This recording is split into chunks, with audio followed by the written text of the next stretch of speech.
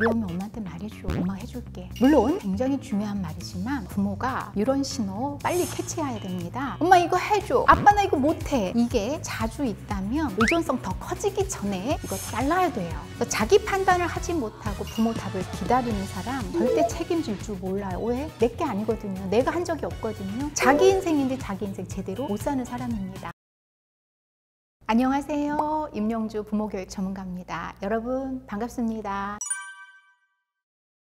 아이들 같은 경우는요, 가치관 형성을 못합니다. 그 다음 훈육 효과 전혀 없어요. 눈치 보면서 행동합니다. 일관성 없고 기분 따라 부모님의 육아가 바뀔 때 어떤 때는 허용하고 어떤 때는 허용하지 않는다면 그 울타리의 기능이 제대로 될 수가 없죠. 결국 불안하고요, 아이는 혼란을 겪고요, 눈치를 보게 만드는 겁니다. 사례가 있습니다. 아이가 만화 그리는 걸 좋아하나 봐요. 보여줬더니 우와, 너 웹툰 작가 해도 되겠다, 막 이렇게 크게 칭찬했어요. 며칠 뒤에 그림을 보여주면서 아빠 이랬어요. 그만 좀 그려. 너 숙제는 다 했어? 이건 아니에요. 우와, 잘 그렸네. 아 근데 숙제는 했어. 부모 마음에 따라 달라지면 이런 문제가 생겨요. 첫 번째, 아이 불안. 뭘 어떻게 해야지? 그 다음 두 번째, 부모 눈치 따라 행동이 달라짐. 세 번째, 눈치 보느라고 성장해야 할 에너지를 빼앗깁니다. 네 번째, 자기 판단 못하고 남의 기준에 흔들립니다. 다섯 번째, 기준 없어요. 가치관 형성 못해요. 자존감 낮아집니다. 근데 간혹 이런 상담 받아요. 남편하고 나하고 육아가 일관성이 없어요. 예를 들면 아빠는 뭐든 오냐, 엄마는 통제, 이러면 일관성 없어 보이잖아요. 근데 육아관의 불일치보다 그걸 아이 앞에서 자기는 왜 매번 오냐 해? 이렇게 비난을 하면 이게 문제가 됩니다. 엄부자모라는 말처럼 둘이 똑같이 엄하고 둘이 똑같이 자유롭고 할 필요는 없어요. 결론 얘기할게요. 부모 기분대로 육아 기준이 되면 안 된다라는 겁니다. 엄마도 몰라. 네가 알아서 해. 안 가면 뭐 할 수 없는 거지. 이거 무슨 얘기일까요? 아이가 망설일 때 확실성 없게 말하면 아이들은요, 굉장히 더 크게 불안하고 확실하지 않게 됩니다. 학원 가기 싫다고요. 그럴 때 부모가 안 가도 그런데 진도는 괜찮나? 그래도 가야 되는 거 아니야? 이렇게 되면요, 아이는 우리 부모가 가라는 확신 없구나, 이건 내가 밀어붙이면 될 일이구나, 이걸 배웁니다. 이런 게 반복이 되면요, 아이는 자기가 스스로 선택했다는 생각 안 합니다. 책임지지 않아요. 누군가 대신해 주기를 바랍니다. 그런 사람 나중에 성인으로 자기 역할 한다고 볼 수 없어요. 그 다음에 부모님의 말투 있잖아요. 아이 마음에 금방 전이가 됩니다. 아이들은요, 부모님의 그 콘텐츠보다 분위기, 표정, 톤으로 먼저 받아들이거든요. 솔루션, 확실한 말투 중요합니다. 그래, 안 가고 싶다고 하는 마음은 알겠어. 그건 알겠다 이거예요. 하지만 가야 해. 끝나고 와서 쉬자. 이렇게 부모님의 안정된 톤에서 아이는 신뢰를 느낍니다. 규칙을 받아들입니다. 확실하게 말씀하세요. 망설이지 마세요. 그거는 흔들리는 아이를 바로 잡아주는 부모님의 사랑이니까요. 자존감 연구한 사람으로서 일관되게 단호하게 해주세요. 해야 할 것에 대해서, 하지 말 것에 대해서 일관되고 단호한 말도 효과 보겠습니다. 왜 자존감을 높이냐면 조절력을 높이기 때문이에요. 규칙과 기준이 명확하면요, 조절하려는 습관이 형성됩니다. 두 번째, 의존성 낮아집니다. 내가 해야 되겠구나 이렇게 생각하면서 스스로 하는 능력을 올립니다. 그 다음요, 좌절과 성취감이에요. 좌절 나쁜 거 아니거든요. 하고 싶지 않은 건 알겠지만 해야 할 일이야. 그런데 그 다음이 굉장히 중요해요. 이 좌절을 이겨낸 것에 대해서, 성취한 것에 대해서 얘기해 주세요. 하기 싫은데 다 끝냈네. 와, 수고했어. 이런 식으로요. 그럼 아이는 어떤 생각이 드는 줄 아세요? 하기 싫었지만 다 마치고 나니까 기분이 정말 좋아. 이 경험을 자꾸 누적하다 보면요, 하기 싫지만 해야 해. 하기 싫은데 해내니까 좋아. 이렇게 되는 거거든요. 그런데 과잉 보호와 허용적 말투는 어때요? 하기 싫구나. 해야 될 것 같은데 네 생각은 어때? 이건 아이가 하고 싶은 대로 부모가 끌려가는 말투예요. 솔직히 아이는요, 아직 가치관이, 왜? 지금 우리 아이들은요, 20살 될 때까지 전도가 완성 안 됐다고 보는 거예요. 그래서 미성년이거든요. 그렇기 때문에 기준을 정확하게 명확하게 말해주는 부모님, 그리고 성취감 쌓을 기회도 주어야 합니다. 아이가 못한대요. 알았어, 엄마가 해줄까? 이 말 사랑 아닙니다. 의존성 높여주는 말이고요, 자율적 시도를 감소하게 하고요, 부모 도움 없이는 못하는 아이가 됩니다. 부용이라는 말이 있어요. 9가지 태도라고 보면 될 것 같아요. 있는데요. 첫 번째가요. 구용지예요. 이게 입구자입니다. 입을 차분하게 단정하게 한다라는 거예요. 단호할 때는요. 입을 약간 한일자로 다물듯이 하세요. 두 번째가 목용단이에요. 목, 눈이거든요. 눈빛을 단정하게, 즉 흔들림 없이 아이를 보면서. 그 다음에요. 성, 용, 정. 성은요. 목소리잖아요. 목소리를 크지 않게 조용히. 목소리 톤과 말투가 단호하면서 존중이 담기면 우리가 아이한테 전해주고 싶은 메시지가 잘 전해집니다.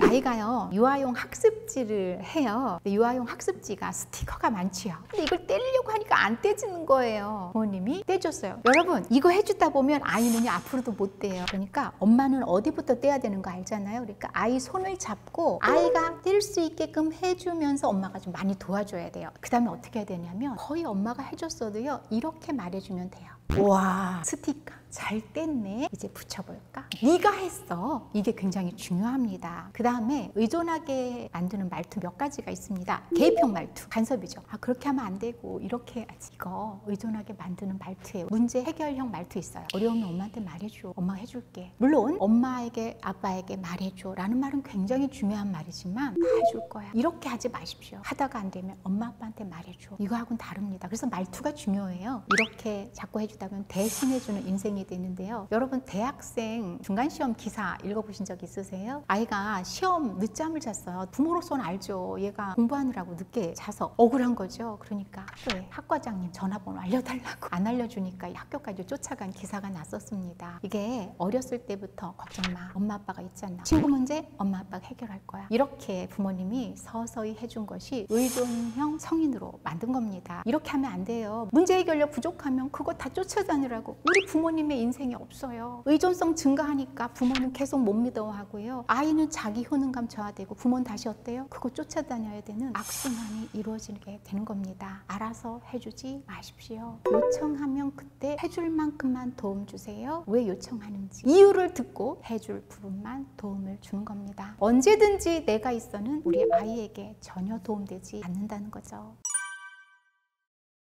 어떤 엄마가요 지금도 트라우마로 남은 걸 상담을 했습니다. 부모님이 네가 그렇지 뭐 네 마음대로 하든지 이런 말을 꼭 돌아서면서 혼잣말처럼 했다라는 거예요. 사실 이 말은요 아이의 자율성과 통제력을 무너뜨리는 부모의 말입니다. 어떻게 무너뜨리냐면요 첫 번째 낙인 효과입니다. 맨날 왜 그래? 내가 그렇지 뭐 하면서 자율성과 통제력 무너뜨립니다. 또 하나 믿은 내가 정말 이 부정적 말이 훨씬 세잖아요. 말 한마디에 부모님에 대한 신뢰 그리고 아 나를 저렇게 생각하시는구나 공든탑 무너뜨립니다. 그 다음이요 자포자기 효과입니다. 우리 아이들에게 무기력과 과의존성을 높이는 겁니다. 솔루션 드려요. 과와 말은 신중하게 두 가지 말씀드려요. 분사난, 과언무환. 분사난은 뭐냐면요 분할 때, 화날 때 난 뒤에 닥칠 어려움을 생각하라고. 여러분 분해서 화날 때는요 약간 속이 시원할 수는 있어요. 근데 후에 닥칠 어려움이 있지요. 그걸 생각하는 겁니다. 그 다음에요 과언무환은 뭐냐면 말을 아끼는 겁니다. 과언무환 근심이 없다라는 거예요. 근데 우리가 화나고 실망하면 저절로 말이 많아져요. 그리고 그 말도 부족해서 뒤돌아서면서 혼잣말로 네 맘대로 해라. 아, 나도 모르겠다. 이런 식으로 하거든요. 화와 말은 말을 아낌으로써 아이가 받을 상처 그리고 관계도 깨지지 않는다는 거.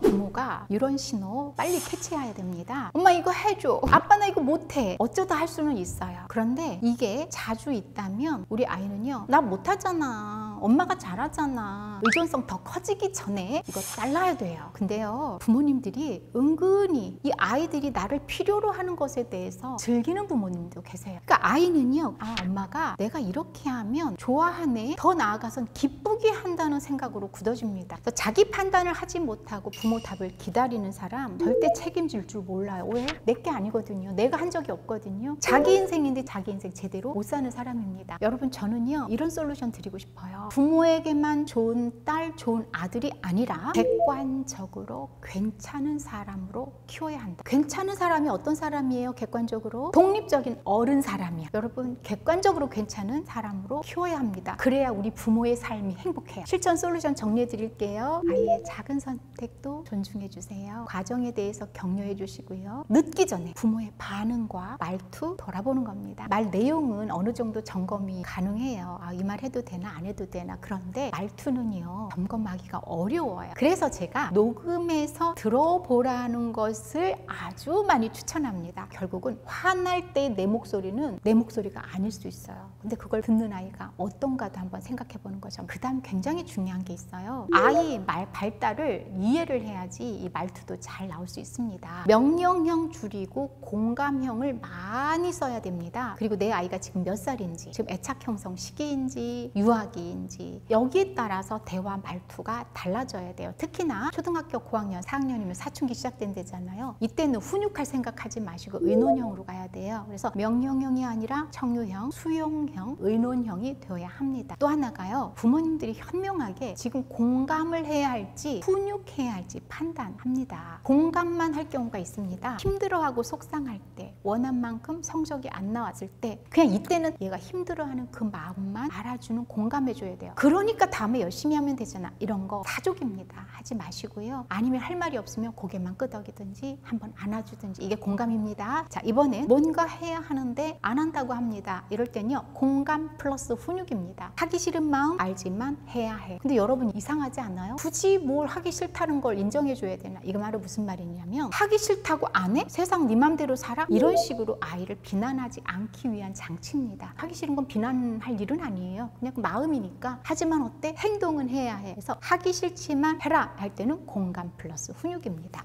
자, 마지막 세 번째는요, 훈육만 해야 할 때입니다. 하면 안 돼, 때리면 안 돼, 무조건 안 되는 일이 있습니다. 그게 뭐냐면 건강과 안전, 이런 것들은 훈육으로 바로 갑니다. 다만 비난은 하지 마십시오. 해야 해, 하면 안 돼, 이렇게 가는 겁니다. 자존감에 대한 강연을 할 때입니다. 저는 부모로서 자존감이 좀 높습니다 하는 분 손 좀 들어보세요 그랬는데 의외로 여러분이 드시더라고요. 사례를 한번 좀 말씀해 주세요. 왜 그렇게 생각하세요? 라고 했더니요, 시니어 부모님이 이러더라고요. 전요, 딸이 지금도 엄마 안으면서 사랑해 그러는데 준 대로 돌려받는 것 같아요. 그래서 굉장히 전 자존감 높은 부모고 우리 딸도 그런 것 같아요. 그러면서 어떻게 했냐고 물어봤더니요, 항상 아이 키울 때 자기 전에 이마를 만지면서 사랑의 언어를 항상 들려줬대요. 다른 부모님들도 막 박수를 보내면서 맞아 그러셨거든요. 저는 이 말을 들려드렸습니다. 이거 해서 후회는 하는 부모는 봤어도 이거 해서 후회하는 부모는 못 만나봤다. 그래서 무슨 얘기냐면요, 정서적으로 언어적으로 풍부하게 해줘서 후회하는 부모는 한 분도 없습니다. 사랑한다, 고맙다, 자랑스럽다, 나는 네 엄마라 행복하다, 이렇게 정서적이고 정말 언어 표현 많이 한 거, 나 괜히 사랑한다고 말했어, 이런 부모님 단 한 분도 없어요. 그런데요, 물질적으로 많이 주고 괜히 헛고생했다 라고 하는 분들은 꽤 있습니다. 여러분, 아이의 자신감과 자존감은요 거창한 것이 아니에요. 말 한마디일 수 있습니다. 사랑하는 누구, 오늘도 좋은 아침, 네가 있어서 행복하다. 그 다음, 아이 스스로 자신을 불러일으키는 말, 자랑스러워. 아이의 어깨가 으쓱 올라갈 겁니다. 또 하나 있습니다. 말과 행동의 언어죠. 스킨십 언어, 쓰다듬어주기, 안아주기, 어루만지기, 손잡기, 이런 사랑의 표현 많이 해주시기 바랍니다. 한참 그런 말이 있었지요. 칭찬은 고래도 춤추게 한다. 그랬더니 어느 날 우리 아이들은 고래가 아니다 그랬습니다. 이 말이 왜 나왔냐면요, 칭찬에도 독이 있다라는 연구 결과가 나와서잖아요. 과정 칭찬하고 노력 칭찬이 중요해, 성과만 칭찬하고 결과 칭찬하는 건 안 좋아 라고 하는 건데, 근데 여러분, 과정만 칭찬해서 좋은 건 아니에요. 예를 들면 아이가 뭔가를 했습니다. 엄마 나 이거 잘했지? 그랬더니 엄마가, 누구야, 엄마는 잘하든 못하든 상관없이 무조건 사랑해. 여러분 어떠세요? 지금 아이가 원한 건 뭐죠? 엄마 나 이거 잘한 결과에 대해서 칭찬받고 싶어잖아요. 그래서 과정과 결과를 같이 칭찬하는 겁니다. 열심히 하더니 결과도 좋았네, 이런 겁니다. 그러면요, 제일 좋은 칭찬법을 저한테 추천하라고 한다면 아이가 듣고 싶은 칭찬 해주세요. 어떤 전문가와 어떤 이론가의 칭찬 비법을 능가하는 것이요, 우리 아이가 듣고 싶은 칭찬입니다. 이거 좋아하면 엄지척 해주시고요. 최고야, 제일이야, 훌륭해, 엄마 그거 비구체적이잖아요. 아니에요. 아이는 그 칭찬을 그 순간 듣고 싶은 거예요. 그래서 아이가 듣고 싶은 칭찬 물어보시고 그러면서 해주세요. 그리고 또 몇 달 있다 며칠 있다 아이한테 또 물어보고 또 그 칭찬, 아이의 기를 확실히 올려주고 아이의 자존감을 올려주는 그런 칭찬입니다. 다른 아이가 실패하거나 실수하면은요, 우리는 위로하고 격려할 준비가 다 되어 있어요. 그런데 내 아이가 실수하고 실패하면요, 이때다 싶게 너무 아프게 합니다. 강연장에서 나온 에피소드인데요. 반장 선거에 아이가 낙선을 한 겁니다. 그런데 엄마가 이렇게 말했대요. 그러게 왜 말도 없이 나갔어? 강연장에 계신 다른 분들한테 반장 선거에 낙선했을 경우에 뭐라고 말해주면 좋을까요? 그랬더니 괜찮아, 다음에 다시 도전해보자. 내 아이한테 해줄 말을요, 우린 못하고요, 다른 아이한테는 이렇게 우리가 할 수가 있어요. 괜찮아, 이 말이 왜 이렇게 어려울까요? 그런데 여러분, 괜찮아도 종류가 있는 거 아세요? 먼저 물음표예요. 괜찮아? 이거는 아이 마음 상태를 물어볼 때입니다. 괜찮아, 이거는 부모가 위로해 줄 때예요. 무조건 괜찮아 괜찮아 이렇게 하지 마세요. 왜냐면 아이가 지금 안 괜찮을 수도 있거든요. 그래서 두 가지, 물음표와 느낌표. 괜찮아 괜찮아 적절하게 썼으면 좋겠고요. 실패를 대하는 부모의 태도 한번 사례 좀 볼게요. 초등학생 아이가 미술 대회에서 입상하지 못해서 좌절할 때 우리 딸이 노력한 거 엄마 아빠가 알아. 이 말에 아이가 펑펑 울었답니다. 나 알아주는구나. 알아준다는 건 여러분 힘나게 해요. 부모의 인정과 격려가 칭찬 이상일 때가 있습니다. 도전 의욕을 키우고요, 우리 아이가 스스로 하고 싶은 마음을 갖게 합니다. 근데 이런 가슴 아픈 사례도 있더라고요. 초등학교 1학년에 입학한 아이가 영어 점수가 굉장히 그날은 낮았대요. 근데 엄마가 남편한테 하소연하는데 우리 아이가 다 듣고 있는데, 내가 쟤한테 태운 게 1억인데 점수 봤어? 물질적인 것은 아무리 주어도 엄마 감사해요 라는 말 듣기 어려워요. 우리 선택해야 돼요. 안 주고 미안해하는 부모일까, 주고 생색내면서 아이를 힘들게 하는 부모일까. 다 줄 수 있으면 좋겠지만 굳이 선택한다면 저는요, 조금 덜 주고 미안해하는 부모가, 아이가 원하는 부모가 아닌가 싶습니다. 자, 실패를 대하는 부모의 태도 4가지 정리해 드릴게요. 비난 대신 인정. 넌 노력했어. 그게 의미 있는 거야. 실패를 과정으로 대하는 것, 이번 경험에서 배울 점이 뭘까? 그 다음 구체적으로 관찰하고 표현해 주는 것, 그 부분은 정말 잘했어. 야, 이런 시도한 거 정말 멋지다. 그 다음에요, 희망과 시도를 제시해 주는 거예요. 우리 배운 점 토대로 해서 다시 해보자. 엄마 아빠 널 믿고 응원해. 사실요, 말로 할 땐 참 쉽습니다. 막상 현실 육아에선 어려울 수도 있어요. 그래서 여러분이 저하고 함께 다시 한번 돌아보고 연습하고 실천하는 시간 갖는 거 아닌가 싶습니다. 경계가 없으면 위험해요. 비유를 하자면요, 우리가 미지의 세계를 탐험합니다. 거긴 독초도 있고 독충도 있고 가지 않을 길도 있습니다. 근데 그런 곳에 풀어놓고 마음대로 탐험하세요, 탐색하세요, 이거는요 위험에 빠뜨리는 일인 거죠. 가이드라인을 제시하는 겁니다. 그 가이드라인 안에서 안전함을 느끼면서 자유롭게 해야 자율성을 발휘할 수가 있는 겁니다. 그래서 선택권 제공과 규칙 설정입니다. 아이는 선택 경험하면서 자기주도성 향상하고요, 부모는 기준을 유지하면서 경계를 설정해야 아이가 잘 큽니다. 예를 한번 들어볼게요. 지금 방 정리할래? 10분 후에 할래? 제가 지금 강조한 건요, 둘 중 택일 선택법을 얘기하게 한 겁니다. 지금 10분 후 얘기는 무슨 말이냐면, 너 결국 해야 해. 다만 2가지 중 선택할 수밖에 없는 이야기를 합니다. 그래서 아이가 자기 선택을 존중받는 느낌, 그러면서 해야 되겠구나, 이런 경계는 지켜지게 하는 거죠. 제가요, 고전의 품격에 이런 얘기를 써놨습니다. 지지자, 호지자, 낙지자. 아는 사람은 좋아하는 사람 못 뛰어넘고요, 좋아하는 사람은 즐기는 사람을 뛰어넘지 못한다는 말입니다. 지금까지 우리 부모님들한테 쭉 말씀드린 것이 결국은요, 이 모든 것을 할 수 있으려면 내가 현재를 즐기는 육아를 할 수 있어야 가능합니다. 지금 현재를 즐기면서도 10년 후, 20년 후의 모습도 한번 떠올려 보십시오. 그러다 보면요, 존중이 저절로 나옵니다. 존중하되 단호함. 현재 육아를 즐기면서도, 그리고 우리 아이들의 미래 모습까지 그릴 수 있다면 우리는 무엇을 하게 해야 할지, 어떻게 존중하며 말하게 할지를 깊이 생각하지 않아도 습관처럼 할 수 있는 좋은 부모가 될 수가 있습니다. 강연 후기가 꽤 올라와요. 거기에서 나온 사례인데요, 말투 하나 바꿨을 뿐인데 집안 분위기가 달라졌어요. 학교 다녀온 아이에게 저한테 배운 대로요, 활짝 웃으면서 어서와, 보고 싶었어. 그러자 아이가 오늘 어디 갔다 오셨어요? 하더래요. 그런데 그렇게 말하면서 들어가는 뒷모습이 굉장히 커 보이고 좋아하는 것이 보였다고 합니다. 여러분, 말투 하나 바꿨는데요, 집안 분위기가 달라지는 거예요. 물론 단박에 선택과 공감의 하는 말투로 바꾼다고 해서 아이가 갑자기 막 책임감이 높아지고 부모와의 갈등이 없어졌느냐? 아니죠. 하지만요, 반복하고 끝까지 해낼 수 있는 힘을 가진 분은 아이가 아니라 부모예요. 빨리 숙제해. 안 해? 이거 대신에요, 숙제를 언제 하면 좋을까? 네가 정해봐. 안 한다고 처음엔 그랬다는 거죠. 근데 여기에 말려 들어가지 않고 어떻게 해요? 하긴 해야 돼. 언제 하면 좋을까? 언제를 넣답니다. 그리고 어디서 하면 좋을까? 거실에서 할 수도 있고요, 식탁에서 할 수도 있어요. 이런 식으로 아이한테 선택하게 하고 아이 숙제하고 싶지 않은 마음 공감해 준다고 자꾸 열심히 엄마가 노력하니까요, 아이가 약속을 지키려고 하고 해내려고 하더라는 거죠. 말씀드린 것처럼 단박은 없습니다. 부모 자신도 한 번에 바로 바뀌는 거 어렵거든요. 여러분, 부모의 말투가 변하는 시기를 한번 잘 생각해 보세요. 우린 분명히 아름답고 예쁜 말도 쓸 수 있어요. 언제 그랬나요? 아이 3살까지는요 얼마나 사랑스러운,